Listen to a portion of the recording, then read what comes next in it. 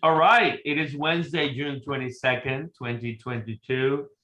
It's time for some downtime for many people, a summer vacation. So yesterday was the longest day of the year, and now we're going into the dwindling of the summer. Very hot temperature-wise everywhere that I've been to, Vegas and Austin lately. But before we get rolling with everything, and we have a wonderful guest today, let's ask our own John Sibley Butler for some music. I can hear the wind blowing in my mind, just the way it used to be, through the Georgia pines. And you were there to answer when I called.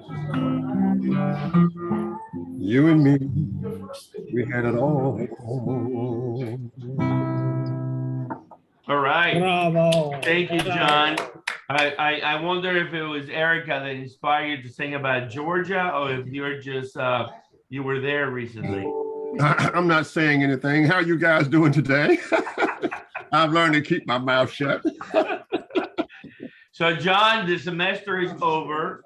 COVID has kind of, let's call it under control. The economy seems to continue to melt down. Everybody's talking about a recession. What say you? Well, what I say is this: when you look at the indicators, the one that I really like is that people are still moving about and people are still spending. That is, we have some interesting interactions now. And of course, when you look at the stock market, that is the economy of money and credit, and then you have the real economy of goods and services. I think that we're going on those kinds of indicators, but these are very, very unusual times. That is, the stock market can have a problem, but people can continue to spend, I think, because of the amount of money that has been saved. So the economy will bobble up and down. People are moving around. They're getting delayed in airplanes. We have more people traveling than ever. So that tells me that people have money to spend. Now, of course, the other thing is that the virus is still interacting as we move along, but you just don't get, you don't go to the hospital. I went back and looked at America in the 1920s, 30s, 40s, and 50s. They have those great things on YouTube. And I thought about how people tried to solve problems. In those times, the federal government was less involved in that time, in the 20s and the 30s. And then if you look at how we solve problems, we were not as connected as we are now. And one of the things that we have now, we have people who don't connect with people, they don't talk to people. So therefore we have increases, I think, in mass shooting. So the world is very, very interesting. And we still have the problem of inequality and the problem of wealth. So I think that this is interesting times to study, but more importantly, it is just interesting times. Yeah. Llewellyn, please unmute. I got you muted because we're trying to keep the background noise out of the way. But Llewellyn King, how are you doing, sir? I'm doing very well. I'm sorry about the background noise, but I couldn't find a quiet spot and I checked out of my room already. So you're stuck with the background noise, or some of it. I'm doing very well, but I thank Johnny for what he said. And superficially, it would appear that nothing is wrong. The restaurants are full, the airports are full, etc. Except I read in the Wall Street Journal an article by my friend Jennifer Hiller that that suddenly the high cost of gasoline is beginning to affect the demand for gasoline. The market is beginning to work. High costs repel consumption. Consumption will go down, including consumption in restaurants, consumption of air travel, and consumption of gasoline. The market is beginning slowly to make adjustments. I suspect that for people on very low fixed income, things are already very difficult. If you have to drive any distance to work, the price of gasoline is very high. I was talking to an Uber driver last night. He said it had profoundly affected his business, even though Uber may have put up the rates somewhat. It's still he said $75 for him to fill up the car, and that's a lot of Uber trips before he's made the gasoline. These things will begin to affect us by midsummer. They may be affecting us very obviously and very directly. Right at the moment, it's the beginning of the tightening introduced by the inflation. So prices will stabilize, or the demand will disappear. The market does that. That is the market entering the picture to make an adjustment. It's not necessarily a kind or gentle adjustment. The market is not a social welfare organization. It is a cruel exterminator. And that should be borne in mind, but it works. Yeah, absolutely concur. We got a great guest today, Erika Myers. Erika, how are you? Where are you today? Oh, what happened? Can you hear me now? Yep. Okay. I'm in Washington, D.C., about 3 blocks from the White House. Okay. Well, tell us a little bit after I introduce you about your company and all that. Let me, for those who are listening, and we got a bunch listening, about you. So Erika Myers is the executive director of CharIN North America, which is an interesting, great organization that we're going to learn more about. She's going to be with us for about an hour. Prior to CharIN, Erika was, or it still is actually, the founder of EV Love. I love that. She was also the global e-mobility director of the World Resources Institute, a principal for transportation electrification at SEPA, senior associate at ICF, and principal at her own energy consulting firm. Erika holds a BS in biology from Clemson University, I believe, and a master's in earth and environmental resources management from the University of South Carolina. She's definitely a Southern belle, John Butler, not a Longhorn, unfortunately for you, not a Tiger either, or a Jayhawk for me. Erika, welcome to the program. Well, I'm very glad to be here. Thank you for the kind introduction. Absolutely. So Erika, when you hear the feedback and you see what's going on and you heard our summary of the news and stuff, what's impacting positively or negatively the electrification of transportation, the world that you live in? Are things up, down, sideways? What's going on? You're for some reason you're muted again. There you go. Okay. I'm not sure what's going on. Haven't heard so much from folks about the direct impact to the EV industry as a result of the recession, other than, of course, supply constraints continuing to be, for them, the bigger challenge. And so where we are really feeling optimistic in the North American market is quite a bit of new funding that will be released as part of the Bipartisan Infrastructure Act. $7.5 billion over the course of the next 5 years to build a corridor charging system across the United States. That will definitely be a buoy for a lot of charging infrastructure companies that might otherwise see some decline in demand. So right now, the infrastructure side is looking really robust. Mm-hmm. And the charging interface initiative that I manage here in North America works a lot with both the charging infrastructure as well as the automotive side. For the automotive side, we've seen a huge demand and surge in EVs. The new and used cars have already been constrained for quite some time as a result of the chip shortage. And so we're continuing to see, high demand for new and used vehicles in general, but especially for electric vehicles as the gas prices continue to rise and remain high. So, for example, I just talked to a woman yesterday that put in an order for a new electric BMW that will not be delivered until February. She said that's the first time she's ever ordered a car with such a long lead time. And that's actually the norm rather than the exception. Yeah, yeah. Let me ask her real quick, Erika, because we've known each other for a while. Um, Give us, you've been sort of in the industry for a long time, as an early analyst and all that. And how do we get here? How do we get to this? I feel like we're in a tipping point where all the car guys have finally agreed to build. I could buy a Porsche, Lamborghini, any brand electric. They're coming big time, but it was not the same 5, 10, 15 years ago. How did we get here? How did this all happen?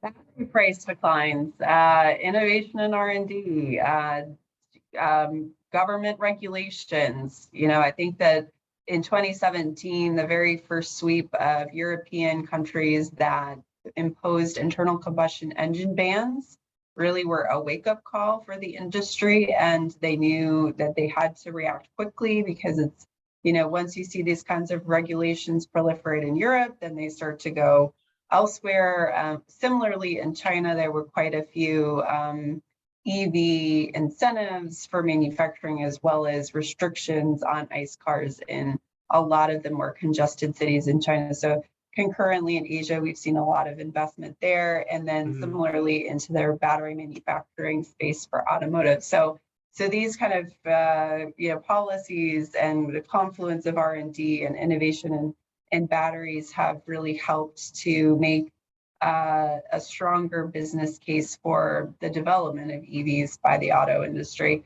Right. So those are the main ones. A lot of people seem to give a lot of credit to Elon Musk. He prefers to give himself a lot of credit. I think he deserves a lot of credit. For full discovery, I'm a shareholder of Tesla. So, but do you think? I mean, the EV1, GM killed it. Then Tesla shows up. Is there a specific tipping point there where this accelerated one way or another more than anything else? I definitely think Tesla has built market demand where demand did not exist before. They created a really amazing car that people really want, which was, I think, the big differentiator from prior models before the Tesla arrived on the scene. Right. And the car was really built almost like an iPhone on wheels. It's got all the really cool bells and whistles inside of it. My daughter, I own a Tesla. And my daughter loves the features, especially the whoopee cushion feature, which she loves to share with her friends. And so it's like silly stuff like that. But to be honest, it makes the experience very different from a traditional car. It makes it unique. It makes it special.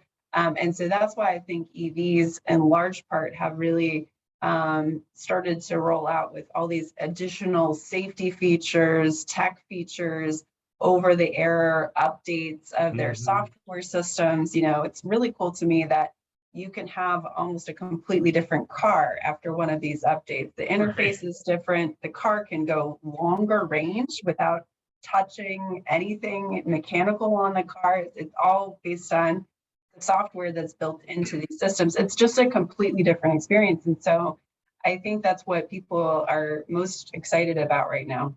Yeah, absolutely. John. I want to talk about two things, Erika.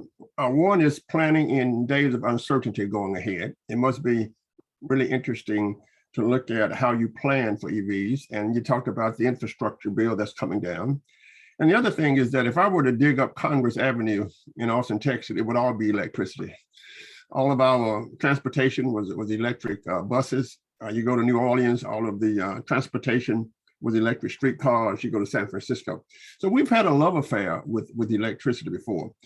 So I want to first for you to comment on how do you manage in a field of uncertainty about when they would get here, will the infrastructure be here? Can I drive from here to New Orleans without worrying about the time it takes for me to fill up? And then I want you to talk about why we went away from electricity in the 1890s and the 1920s. As a mode of transportation in America. So, the 1820s, or you said the 1920s? 1920s, yeah, when all of the buses were electric buses in cities. Oh, electric, okay. So I hear three different things. I'll start first with planning around uncertainty. So we are trying to do something completely different. We're trying to evolve an entire transportation system away from fossil fuels, which has been based on for over 100 years, into full electric, which is completely different and new. It's going to, a lot of people like to compare the promulgation of air conditioning units with the proliferation of EVs. It's a completely different set of scenarios. AC is a summer peaking load.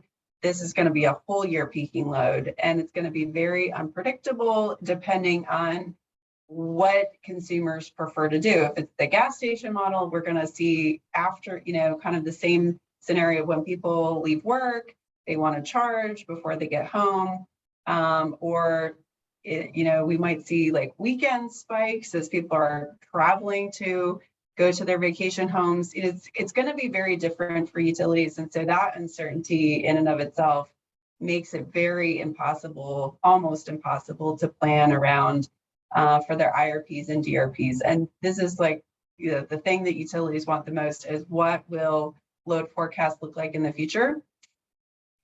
Not sure yet. We're still figuring out how consumers plan to use these cars. Mm-hmm. And we're still figuring out like what are the power levels going to be. We're seeing more and more cars with 500 miles range that have massive battery packs that can take a 350 kW charge. Mm-hmm. Right. This is passenger vehicles.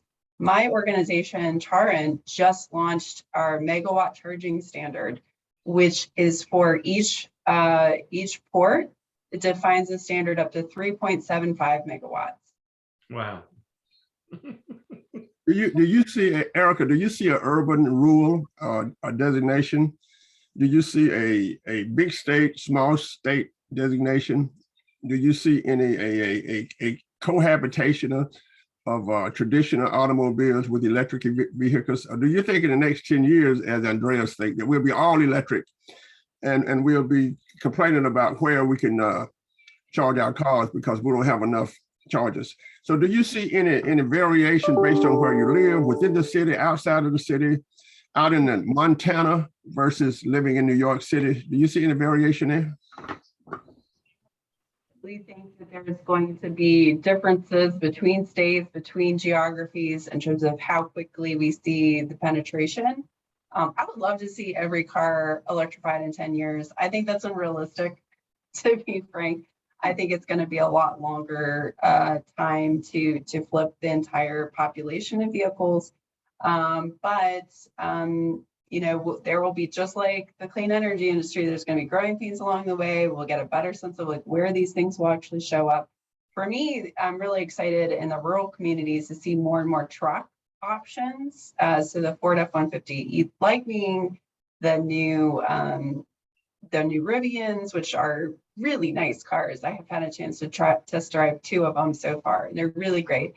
And I think that, once we start to have more of these kinds of utility vehicles that people use in rural economies, we'll start to see more uptake there.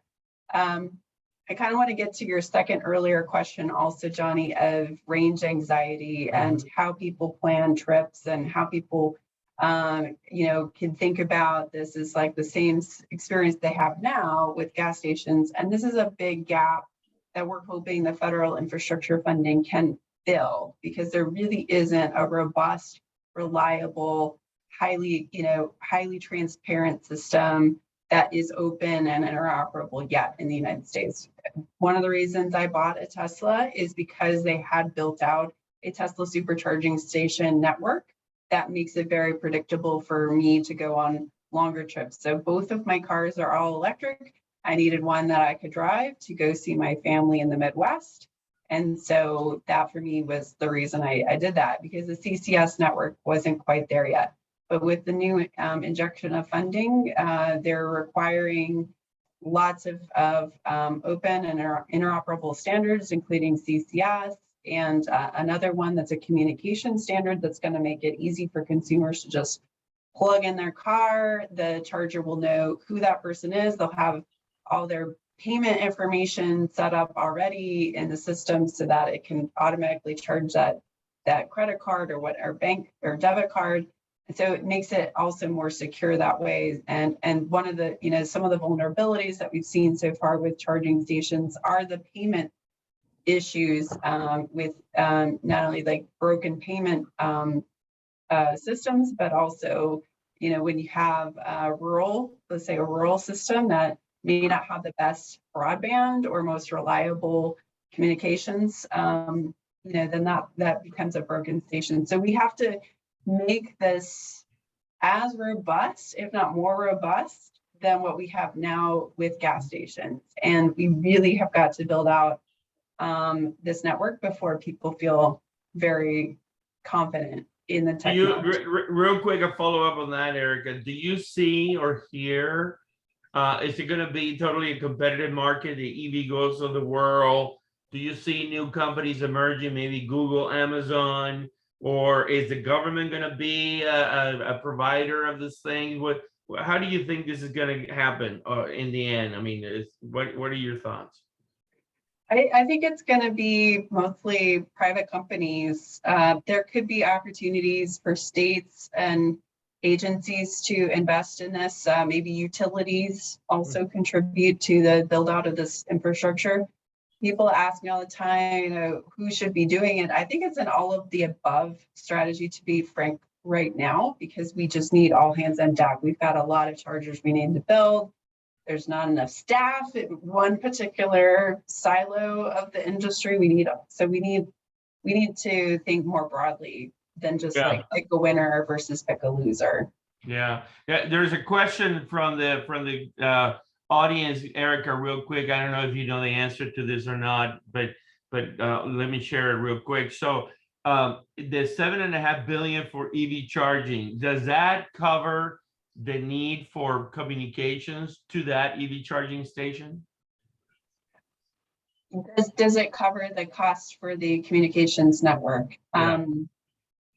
I mean, it would need to, because you have to be able to pay for the usage of the systems, and that's usually in that communications cloud. Okay. So, well, but as long as it meets the specs, again, defined by the government, which are actually going to be open for comment here within the next day or two. Okay. Llewellyn, you unmute yourself, but first. There we go.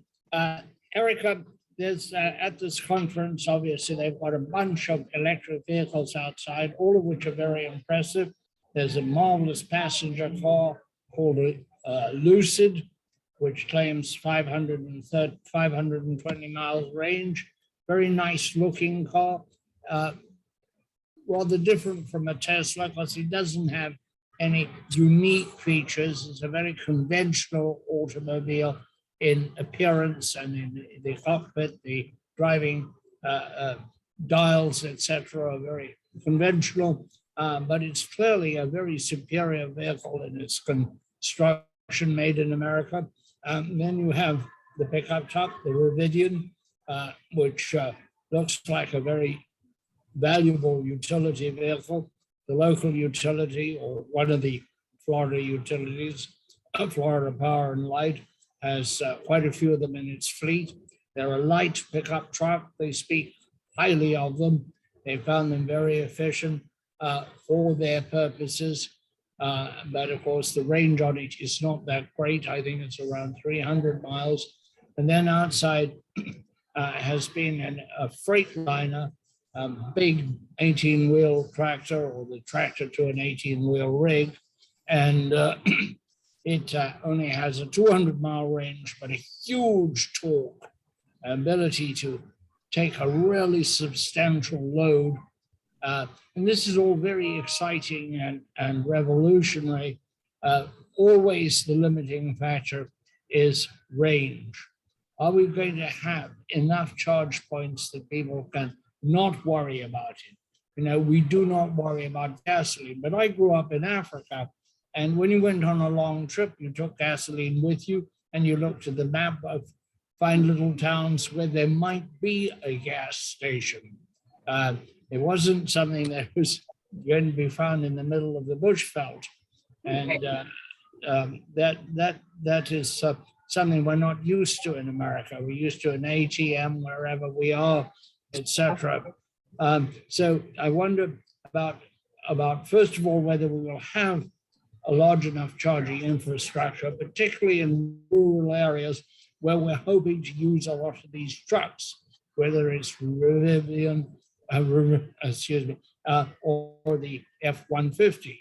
The other thing is, are we going to, by deploying too quickly, set in stone, as it were, a technology that's too early? Is the charging station of today premature? Should there be more room for evolution? Will we get fairly swiftly to a wireless charger, a plate in the ground you drive over? If that happens, there's going to be a lot of stranded investment in this first generation of charging stations. These are the thoughts I have. I'm not sure that I can express them totally as a question, but they are the issues that are circulating around this conference, and certainly in my mind. What do you think, Erika?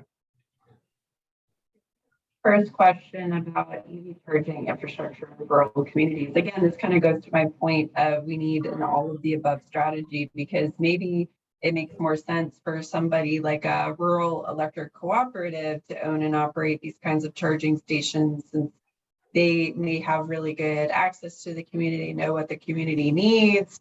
We're talking to some of their key accounts. For example, these distributed or distribution operators, warehouses, they may know exactly where they're going to site these trucks and how quickly. So then they can build out a plan and roadmap that makes a lot more sense for that rural community.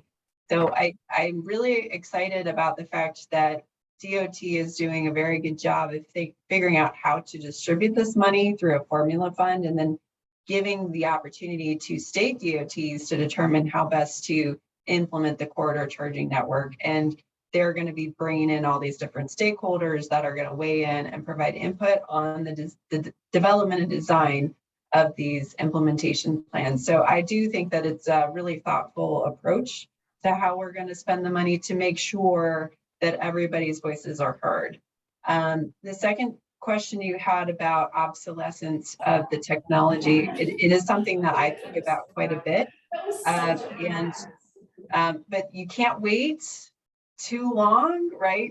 We can't just wait till the perfect solution comes. What we can do, though, is when we use standards, we can make sure that we're building in some ability to improve the tech over time. So, for example, with CCS, it's in the same similar kind of configuration and platform as the megawatt charging standard. So if you decided we want to put in a CCS capable station at high power of 350 kW, the idea is that over time, if that station needs to go to a megawatt level, then you can retrofit that station. So that's the idea, is that we can build in some, some conditions now into the equipment that can let us continue to use that asset into the future. Yeah, I was going to ask you real quick, Erika. It seems to me that when I drive, and we do a lot of road tripping in my family, that some roads are owned by cities, some roads are owned by counties, and all the highways are run by the Department of Transportation at the state level. And when you drive in the highways, you have this, bathroom, picnic areas, rest areas. Do you see some of those state-owned properties having this charging infrastructure all over? Is anybody talking about that? I mean, is there some granularity about where these things are going to be done and how? I mean, what do you know? Yeah, I think, again, that's really smart that we have distributed this money through DOT, which owns a lot of those rest stops along the interstate. So hopefully with their knowledge of the laws and regulations, as well as having some oversight over the rules that you can't have privately owned infrastructure at those kinds of rest stops, hopefully we can make some edits to the laws that prohibit that, because I do think it is really smart to co-locate charging stations at places where people naturally rest and stop. And we have to have facilities. We can't just expect that people will show up to a charging depot in the middle of nowhere with no restrooms, no lighting, no place to take their dog. Right. It's got to, no food. It's got to have all these kinds of similar facilities that will help enable people to go on longer journeys. Yeah. So real quick, will you say that maybe, you know, like the 49ers, the rush for the goal in 1949 in San Francisco and the California, will you say that this $7.5 billion is going to create a rush of all kinds of new EV charging companies to beat EVgo and all that? Have you seen that? Oh my goodness, it's going to be a lot. All these companies popping up that I hadn't heard of before, and lots of them from Europe and other places too that have experience deploying infrastructure. The bigger challenge, I think, for a lot of these companies is the Buy American provisions and understanding the labor laws here. So there will be a big learning curve for foreign investors and installers, but not insurmountable. Yeah. Johnny? Yeah, let's talk about the entrepreneur and how the entrepreneur might respond to this great opportunity. Because the entrepreneur is taking the profits that they have, which I consider the cost of staying alive, right? And reinvesting it in in this case, a new system of mobility, of e-mobility. So you sit around a boardroom and you make the following observations. EVs will be here in the next 10 years. So let's take X percentage of the profits that we have from whatever have you, or let's say that I am a mechanic shop.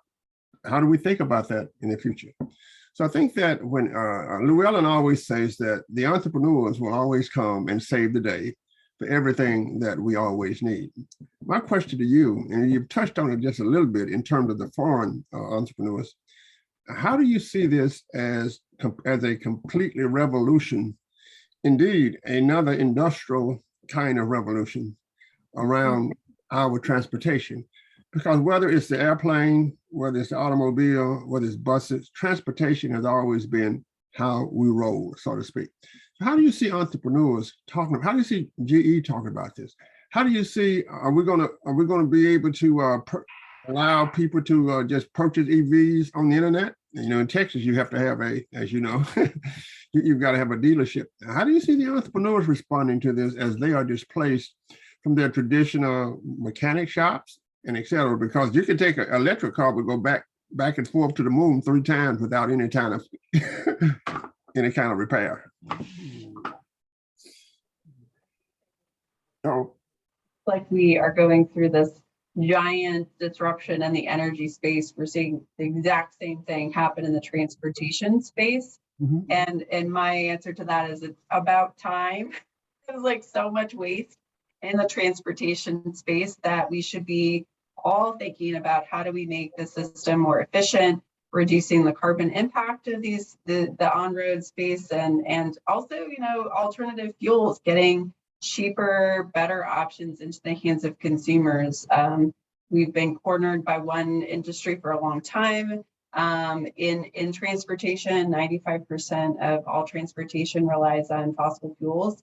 So there's an opportunity here, just like we saw in the energy space, for disruption.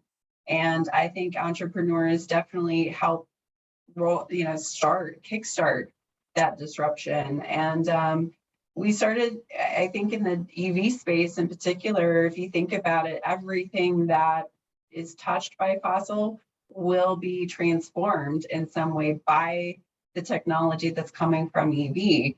We will have to retrain our mechanics to be able to operate and repair EV. We're going to have to think about, how, tires.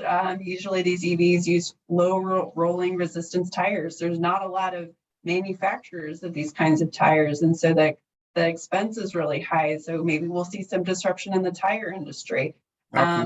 Similarly with drivers, actually we've seen a lot of the industry moving towards EVs because then they can attract and retain a new driver workforce that right now sees EV as kind of like a premium over a traditional diesel car. We're going to see the disruption in the convenience store model. People won't necessarily be going to the gas stations as frequently if they can charge at home. So how are they going to bring more people in? We're going to see, all these utility industry, if you think about all this new load that's being generated as a result of EVs, that could mean new profits, new builds, new renewables, new PPAs. It could mean a lot more staff that they need to hire, new distribution and transmission systems. I mean, there's just so many things that are going to touch this industry that will be ripe for disruption. So I'm excited to see what comes out of this, new business models, community investment in charging. Doesn't have to necessarily be a for-profit company. People just like Community Solar can also pool their money together and create a system of public chargers that they can profit from. So I think that there's so many different things that can come out of this that could be really positive for entrepreneurs and startups.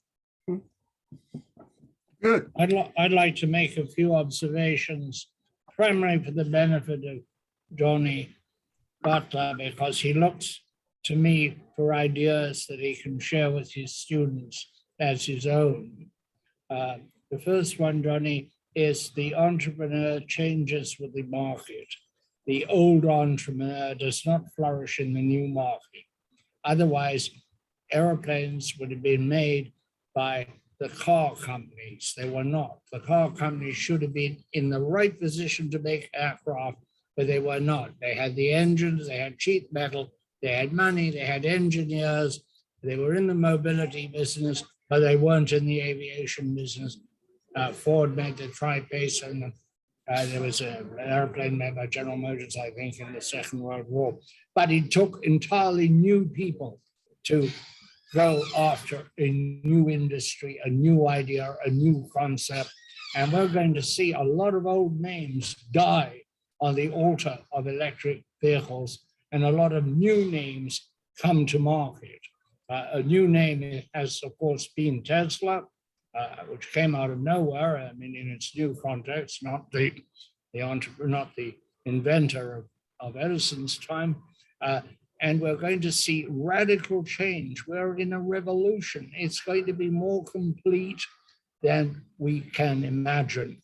And the old will perish and the new will survive. There'll be new opportunities, new and technologies beyond the technologies known today. I think you could look at today's generation of electric utilities as being really just a first generation in a revolutionary process as we move into the electric century. And the big challenge is not going to be in charging cars. It's not going to be in making cars. It's going to be, do we have enough electricity and is it resilient enough when everything in the society revolves around and depends on electricity, including all kinds of manufacturing, processing, etc., as well as transportation and all the uses we already have. And this is coming up against a supply issue, but also a security issue introduced by the extraordinary weather conditions we are looking towards. And the old system of poles and wires may not be up to it. We may have to do a lot of hardening of the electric system to sustain the new transportation system. Those are just Erika. Yeah, we have been sounding the alarm on that for a long time, almost 2 years now. And I share with all those of you before, but let me share it again that, I think that the grid will find its way, and it requires broadband and two-way power flow and all that stuff. But it's really going to be the generation side that is being underestimated. So I'll share my calculations. So Texas has 22 million registered vehicles, and let's assume that tomorrow morning they're all electric with 100 kilowatt hour each. That's 2,200 gigawatt hours if they were charging at the same time. We all know they're not going to charge at the same time. We all know that that's going to be scheduled and managed somehow. but ERCOT only produces 80 gigawatts of energy for the entire state, including manufacturing and industrial everything. So somewhere between 80 gigawatts and 2,200 gigawatts, there's going to be a new number to go after. Is that going to be all done with solar and wind? Out of where? Transmitted to where? And how long is that going to take? Or is that going to all be done from solar panels in my house? Or, I mean, it's quite a challenge what we have in front of us. Yeah, I think the new generation is definitely something we all need to take a close look at.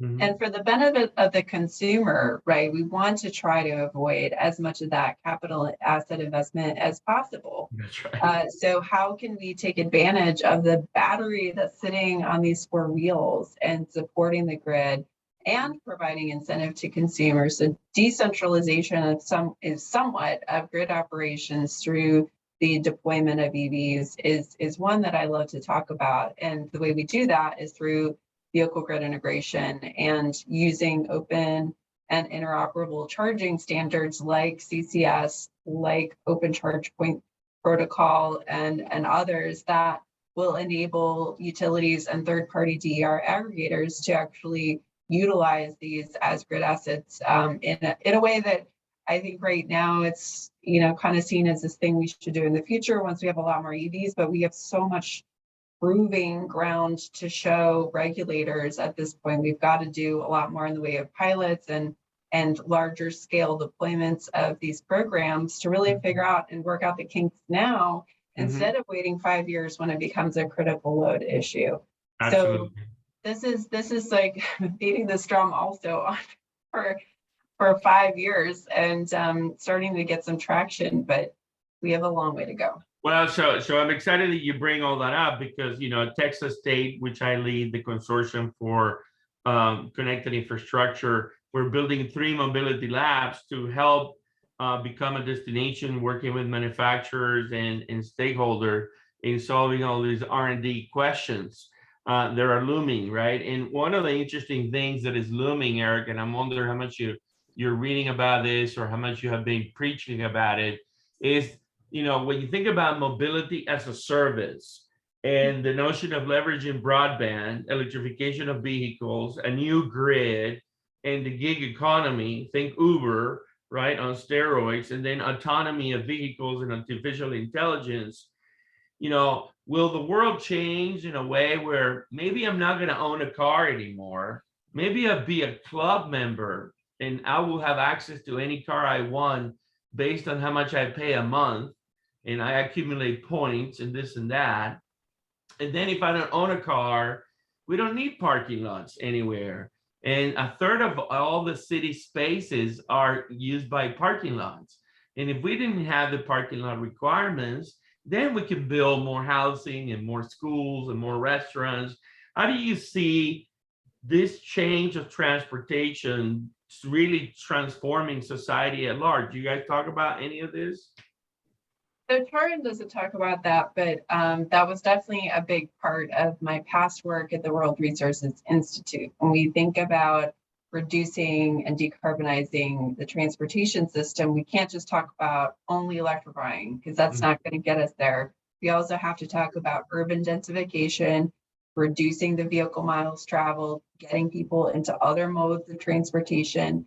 And I'm excited about, this revitalization around transit options, bike lanes, bike paths, e-bikes in particular are really becoming a hot commodity. It's hard to even buy an e-bike these days. They're really fantastic modes of transportation that can also help improve your health. It's like lots of benefits, but I think that, when we talk about Texas and the United States, like it feels like a very car-centric way of designing cities and roads. And we have to get away from that mental, unfortunately, that mental path. We have to think more inclusively about different members of society and how they prefer to get around. And making things safer, right? At the end of the day is we have too many car accidents, deaths a year. It is almost 40 to 50,000 traffic accident deaths in the United States alone. that's about 1 million traffic accident deaths annually around the globe. This is way too high a number, and we have to do more to prevent these deaths and innovate in ways that are safer and better for communities. And I do love autonomous vehicles in large part because they have the sensors, the cameras, the automatic braking. My Tesla has automatically braked for me on a number of occasions when I haven't been paying attention to the car in front of me. These safety features that come with electrification that are for me equally as exciting when it comes to these other social issues. And I think that combining the goals around compact cities and vehicle electrification do really work well together. And from a city planner perspective, making sure both are accommodated in our regulations, our building codes, our master plans, that all has to be done really at the local level. Yeah. Johnny, hold on, Johnny. My question for you real quick, and you can chime in afterwards. The number one app that most of my friends love in the Tesla is the fireplace. When parking, they turn the fireplace on, they're holding hands, they pretend they're in there, it's like, so we, you and I 20 years ago were talking about the internet and all these things in Austin, and nobody knew what Twitter was, or what do you think is going to happen once all these vehicles, downloadable apps, software, what happen, John, with the commerce and the opportunities? Well, I think two things are going to happen. I think we're going to have cities with just gasoline automobiles. People will create cities because when people start telling me how many cars I can have and what I have to do, America becomes very, very interesting. So can you imagine with me that when we go EV, somebody get together and say, let's go out to West Texas and build us a city where it's only electric cars, no silver. I think it's a transformation. I think it's like the airplane. Remember that when Amelia Earhart gave the keynote speech to the smoke-filled room for the train executives, she said, we will fly from coast to coast one day, and everybody laughed. So I think it's going to be transformative. And being transformative means that it has to work. Remember that we have gone down different routes before. Even now, you can see people would say, well, Austin is moving too much toward telling me there are too many bicycles. There are too many places where I can't drive my car. So I'm moving to wherever I'm moving to small town Texas. I'm moving to a place where I can be free. So I think that as we try to plan, there's always the opposite. I think what's going to happen is that there will be communities that will evolve. Remember, we already have communities of golf carts only, which are all electric. Mm-hmm. Right? Mm-hmm. So I think that it would be exciting. I think it would be much, much safer. I think that when cars stop bumping into each other, and with all of the technologies that we have, I mean, even now, you look on the blind spot of the new cars, when there's a car beside you, the blind spot indicator comes on. That has saved many, many people from having an accident. Mm-hmm. I think if you look at insurance, I was State Farm's major consultant, one of State Farm's for 18 years. You look at insurance, everything is going to have to be recalibrated. I mean, how do you insure the cars? Who's responsible for a car that has a wreck and nobody's in it? So you're going to have all of these kind of business models that change. It would be a different world, but I think that the old world, just as sure as the Amish are still here, I think that the old world will also remain among free-thinking people who want to do something else. Yeah, absolutely. Llewellyn? Unmute. I concur totally with Johnny. There will be residual pockets, just as cinema didn't destroy the theater, television didn't destroy the theater, and it became less a mass entertainment medium and more an exclusive entertainment medium. And if anything, it's remained more constant than the other two in its own world. And that's going to happen. I don't think you can get very far in predicting the future, because I think the natural human tendency to expect more of what is working today, or something which replicates what worked yesterday. The old joke about Henry Ford, who didn't actually say it, I believe, but who is alleged to have said, what the public wants is a faster horse. Well, we do that all the time in our thinking. I see the revolution as being larger, more complete, more enveloping, also more disturbing than we really realize it is. The electric century is upon us. We're going to have to make a lot more electricity very cleanly. We're going to have to distribute it a lot more efficiently than we do at the moment. We're going to have to remove the impediments to its distribution, i.e. new lines, particularly from the west to the east. And things are changing at all levels. The mechanics, yes, will lose their jobs. They will not. This is not a good time to go out and think of a future of Jiffy Lube. It won't work. But there will be little pockets of traditional vehicles, and there will be whole new companies and people with brand new ideas. To me, the most exciting thing about the Tesla, and I don't have one, I can't afford one, but I'd like to. The most exciting thing about the Tesla is that it's a new take on the car. Not that it's electric, but that in other ways, in shape, in what it has in it, it's a new take on the car. When I was sitting in the Lucid here, and I mentioned this earlier, it's not a new take on the car. It's an electrified, old-fashioned car. I think we're going to follow the Tesla pattern with new things that are truly new, not adapted from what was. And that is revolutionary. It is also very disturbing to many established patterns of business and life, etc. Johnny will say, new business models. Well, you've got to have some idea of what it is you're selling before you model a company that's going to sell it, Johnny. Absolutely. That's what makes it so interesting, figuring out new business models. One of the other amazing elements of the Tesla story is that Elon Musk a while back surrendered all their patents. So anyone with money can actually take all those patents and replicate what they have built. Yes. Well, that's very interesting, and that will play out. We'll see what that means. It'll certainly save a lot of time in reverse engineering. But see, I think Elon Musk wants to be a power plant and not a car person. That's what I think. No, I think Elon Musk is unique, and we don't really understand. His impact has been huge. He has introduced the electric revolution. He's redesigned the automobile. He's redesigned space travel.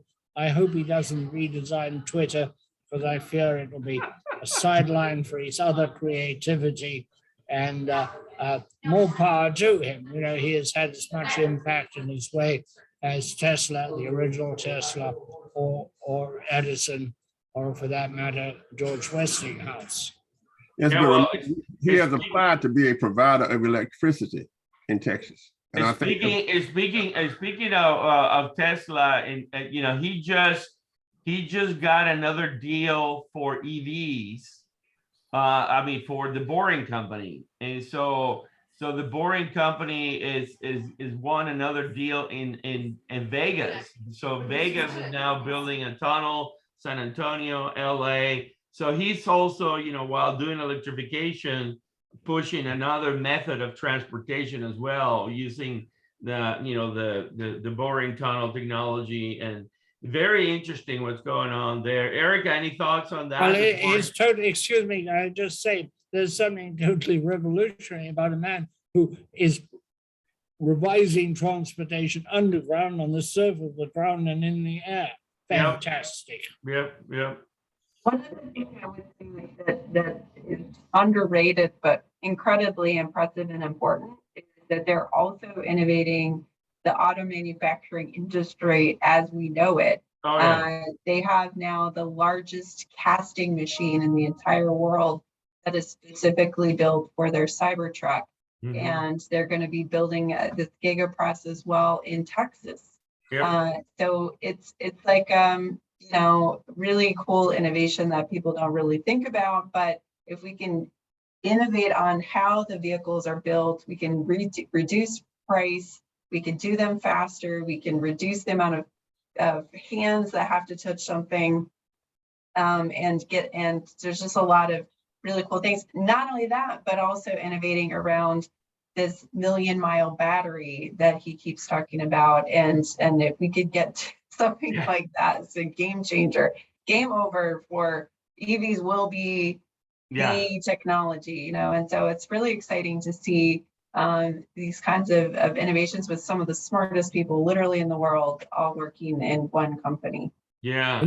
What might be his ultimate legacy is to engineering, by opening the engineering mind to make it a more creative mind, and to show engineers and entrepreneurs who have to be hand in hand with engineers the rewards of thinking.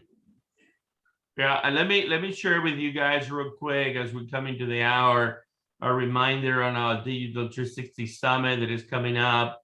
And John Butler and Llewellyn King will be there. Erika will follow up with you and invite you to come and speak with us. September 6th through the 9th at the JW Marriott downtown. It'll be 600 people in person, 18 keynotes, 9 panels, 3 days. We'll be touring all the facilities at Texas State, the new labs that I'm building. 3 of them of the 9 are built, and by September 4.5 will be almost done.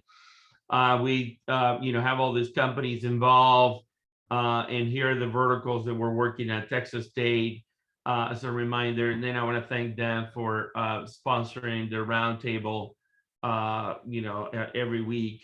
Erika, when you think of the parting thoughts and you think about short term, what's in front of you the next 120 days, 160 days? What's hot in the hopper? What needs to get done?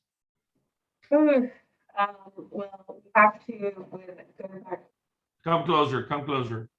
At the beginning, my comments were largely around the deployment of these formula funds for this new national charging station network. That is something that's top of mind for me, working with the Department of Transportation, Department of Energy, and other stakeholders to make sure the rules are done well, so that we can make sure that the infrastructure is going to be the best it can possibly be for the consumer and the industry at large. So that's super critical. Yeah. John, any comments, thoughts, or questions? I think we've seen transformations before. I think America, new business models will be created for great opportunities around EVs. EVs will be flying through the air. We will have Uber EVs that will fly me from Austin, Texas to San Antonio, Texas. So I think that the thing about what we're seeing is the opportunities that it will be presented to people, and the lost opportunities also. Mm-hmm. You always have to revert and look at the technologies, whether you're talking about 2000 BC and the discovery of certain kind of ores, whether you're talking about the computer revolution, or now if you're talking about another revolution in transportation. All of the great cities in the world since 2000 BC, the ancient Assyrians, have adopted to the new technologies that allow them to move forward. So that is where we are now, a new way of thinking about the world and a new way of creating new opportunities. Absolutely. Llewellyn, unmute. I worry when I find myself totally in agreement with Dr. Butler. I shall have to examine my positions. I think I agree totally with Johnny. I would mention that the great cities were always built around transportation, which is why they were built on rivers. London, Paris, Rome, etc., all built on rivers because you needed the transportation, Chicago on railroads, etc. This opens up enormous possibilities, the new transportation in all 3 modes, above ground, on the ground, and under the ground. So it's a wonderfully exciting time. The trick is to get the really rather antiquated electric system up to a scale that it can support what is being asked of it. One of the criticisms of nuclear power, especially in its early days, was there were always leaks, and these were, well, I used to say, and I was right, you've got a 20th century, as it was then, technology mounted on top of plumbing, which is 19th century technology, and nobody expects plumbing to do anything but leak. You have to get you have to get the associate technologies up to the standard of the driving technology, or you'll get failure.